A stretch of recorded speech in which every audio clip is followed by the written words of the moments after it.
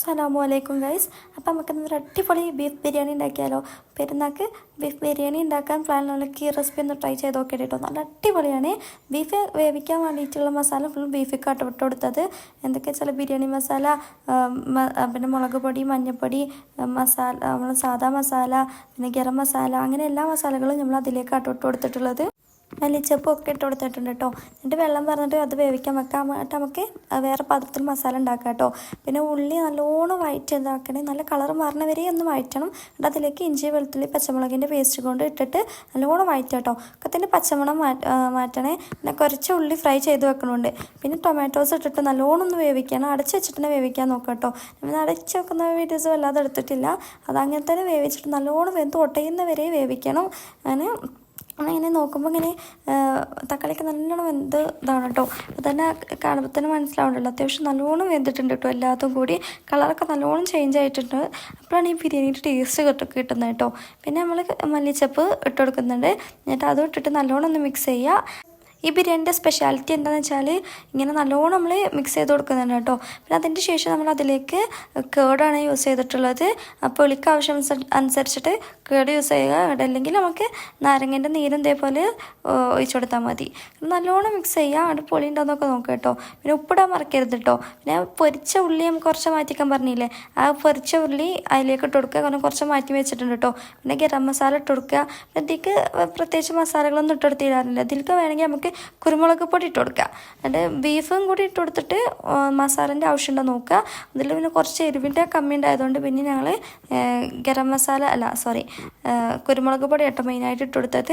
ഇതിൻ്റെ സ്പെഷ്യാലിറ്റി പറഞ്ഞാൽ അതന്നെ നല്ല ടേസ്റ്റ് ആട്ടോ. മസാല നമ്മൾ ഇതിലിട്ടില്ല വെച്ചിട്ടും ബീഫിൽ തന്നെ അത്യാവശ്യം നല്ലോണം ഉണ്ടല്ലോ. ഭയങ്കര ടേസ്റ്റ്, നല്ല ടേസ്റ്റുള്ള ഒരു ബീഫ് ബിരിയാണി ആയിരുന്നു.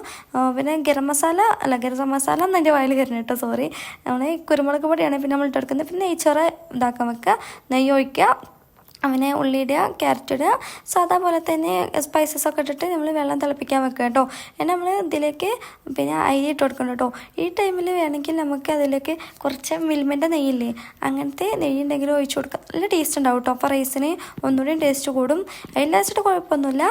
പിന്നെ നമ്മൾ ഈ ദമ്മിടുന്ന പരിപാടിക്ക് ഇതാ കേട്ടോ. പിന്നെ ബീഫിലെ വെള്ളം ഓവർ വറ്റിക്കാൻ നിൽക്കണ്ട, കുറച്ചൊന്ന് വറ്റിച്ചാൽ മതി.